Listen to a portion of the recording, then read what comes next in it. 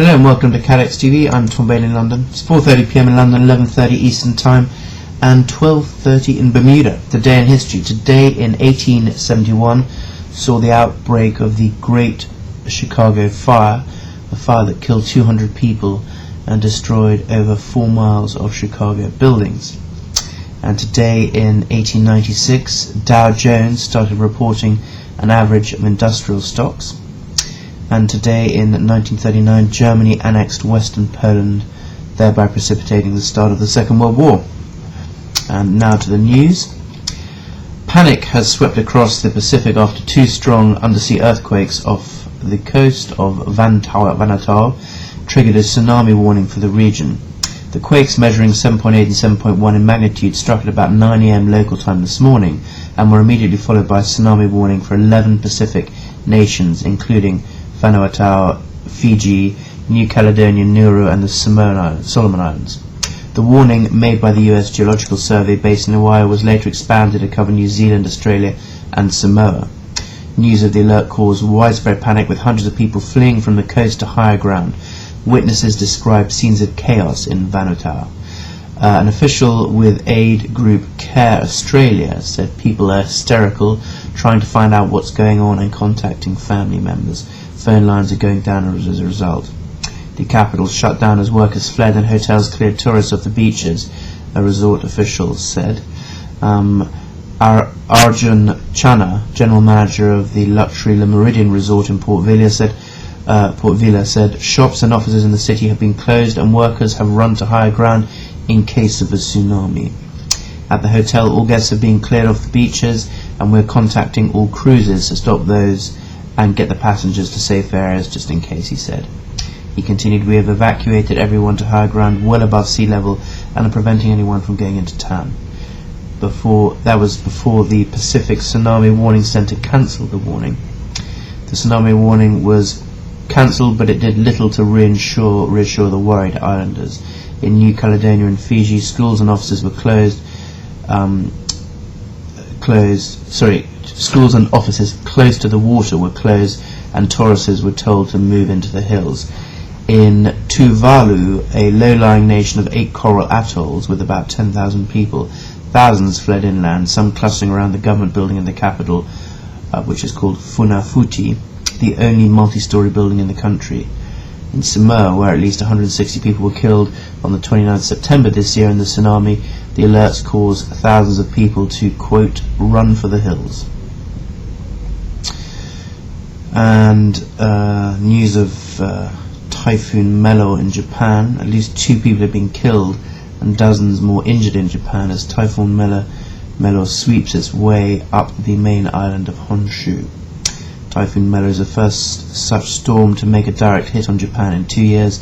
Packing gusts of up to 200 kilometers an hour, Melo made landfall before dawn on this morning, tearing roofs off scores of buildings and forcing the cancellation of flights and train services. According to Japan's Fire and Disaster Management Agency, more than 11,000 people have been taken to emergency shelters, while more than 40,000 homes were without electricity. 2 people were confirmed killed, were both struck by flying debris from trees felled or uprooted by the storm. In the Japanese capital, Tokyo, train operators delayed or cancelled services on many lines, leaving commuters stranded across the city during the busy morning rush hour. Parts of the city also experienced power cuts. Japan's meteorological agency warned that large swathes of the country, including Tokyo and the western industrial hub of Osaka, were at high risk of landslides as the typhoon moved along the archipelago. Japanese car giant Toyota announced that because of the typhoon it would halt production at all of its 12 domestic plants for 1 day. The typhoon had weakened slightly as it clustered across Honshu, but was still very dangerous, said Takeo Tanaka, the weather forecaster from the agency. He continued saying, winds are violent and the rain is torrential. You should be on guard against mudslides. Melo is the latest in a series of typhoons and tropical storms to batter East Asia this year. Japan is among the best prepared countries in the regions for handling typhoons and has built extensive defences against floods and landslides, including storm surge barriers to protect coastal areas.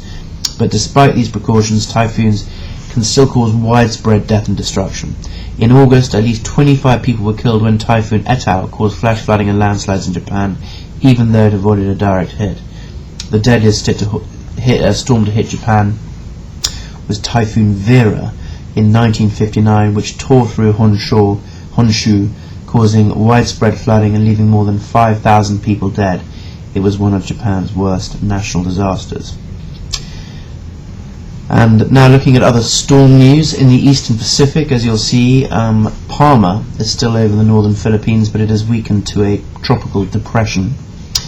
And in the Atlantic, the storm system Henry is still a tropical depression with sustained winds of no more than 40 miles per hour. It is not expected to strengthen greatly or to threaten landfall, but obviously it's very unpredictable, so we'll keep you posted should that situation change. Now to some company news. British insurance giant Aviva will list on Wall Street this month in a move to bolster its profile across the Atlantic and enhance the liquidity of its shares in the US market. Investors yesterday welcomed the move, sending shares in the company, which was the biggest gainer among blue chip stocks on the London Stock Exchange, almost 4% higher. Analysts said that listing could eventually see Aviva tap American investors for fresh funding and a partial flotation of its US operations, but cautioned that any such move was unlikely in the short or medium term. Aviva said that no new share capital would be issued as part of the October 20th listing in the New York Stock Exchange, and it would retain its primary listing in London. The US move was simply to support its existing US shareholders, which account for more than 20% of its shareholder base, and enhance its presence in the US long-term savings market. After listing, the US-based investors will be able to buy American depository receipts, instruments that are quoted and traded in dollars and represent underlying shares in non-US companies.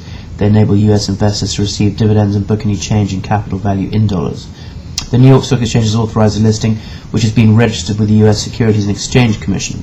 Aviva's decision follows several other key developments at the company that have boosted investor sentiment. It follows hard on the heels of a management reshuffle announced on Tuesday that saw Mark Hodges appointed UK Chief Executive and positions him as the leading candidate to succeed Andrew Moss, the Group Chief Executive, as the company brought together its UK life and general insurance businesses. The company also announced that Igal Mayer, current head of UK General Insurance, would return to the US to run the group's business there and in Canada.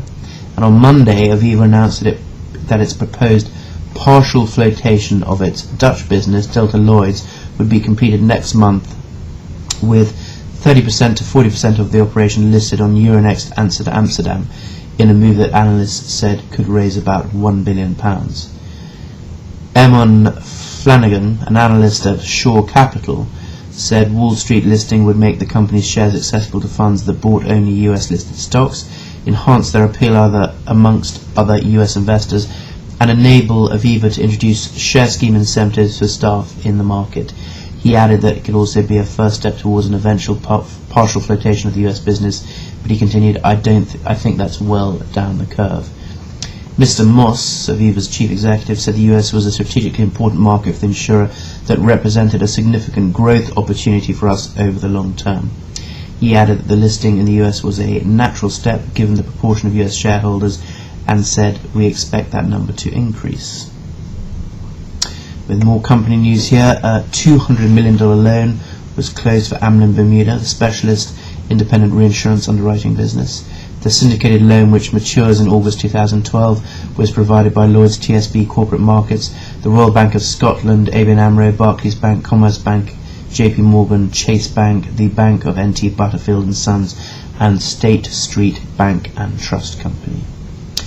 Amlin Bermuda concentrates on property cat, risk excess and proportional account reinsurance business. It was formed in November 2005 and is capitalized in excess of $1.3 billion. Richard Askey, Relationship Director at Lloyds TSB Corporate Markets, said, "We are delighted to have helped structure and syndicate this letter of credit facility to a successful conclusion. Amlin Bermuda prides itself on providing its clients with continuity in an uncertain world, as do we.